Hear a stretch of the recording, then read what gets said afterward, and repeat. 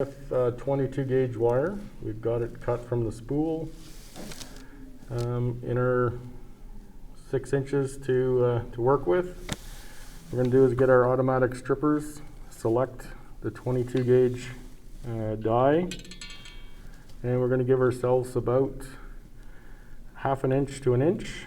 And as I pull the strippers and release, it gives me a nice clean strip of the wire. If I were to switch and use a set of gray manual strippers, again picking the correct size,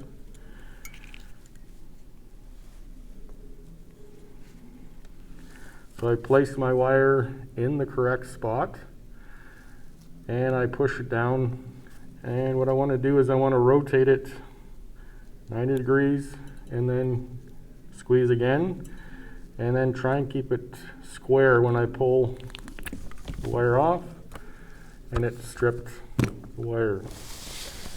We'll see if we can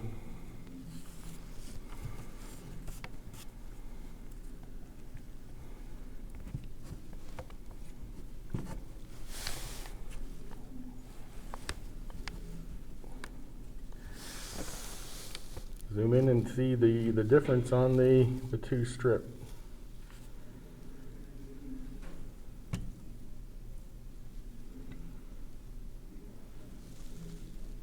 Looks pretty good.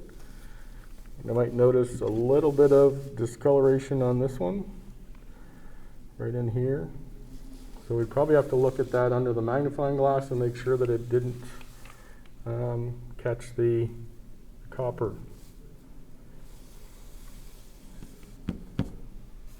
So from here, what we're going to do is start tinning. So you noticed I had put 2 rolls of solder out. One is the correct solder and the other one was not. So what's in the part number? So we're looking for 6337, not the 6040. Almost identical, except in the part number. You'll notice at the bottom is the 6040 and the 6037. Both are the rosin core. So when we get our soldering iron up to temperature, you'll notice it doesn't look that great. This one's been sitting, it's hot, and there's not much solder left on it. So what we're going to do is clean it in my sponge, clean it off, and then when I come back it's nice and shiny and clean. I can add some solder to it if I want, and then again clean it off, and it should come out nice and shiny and clean, so it's ready to work. So now if I want to tin the wire, what I'm going to do is I want to add a little bit of solder to the iron.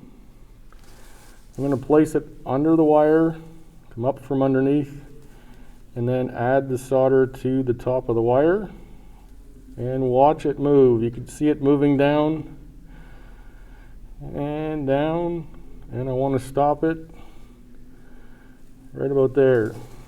So I want it the thickness of my wire away from the end. So just use a piece of wire, hold it up, looks good.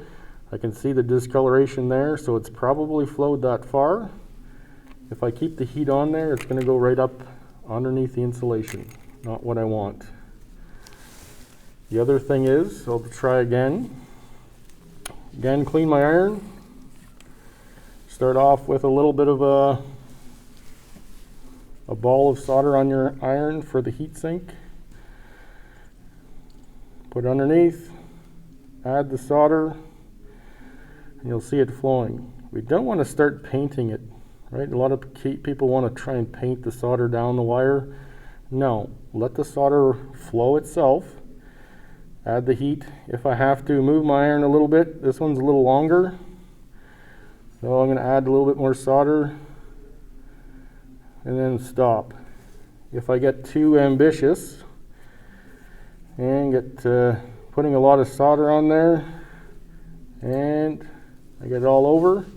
I can try and heat it up and get it to flip off so that it's nice and clean. What I want to do now is check to make sure that the wire is bendable. So it's still bending, and I have my outside diameter away from the wire. So that's correct. If I bend it and it's way too high, I can reflow the solder, but it's going to go quickly, so I have to be careful. Again, on the bottom, add it to my wire. I can move a little bit further down, but I got to be quick to pull the heat away and stop. Check on it, see if it's flexible, and I have my correct distance away.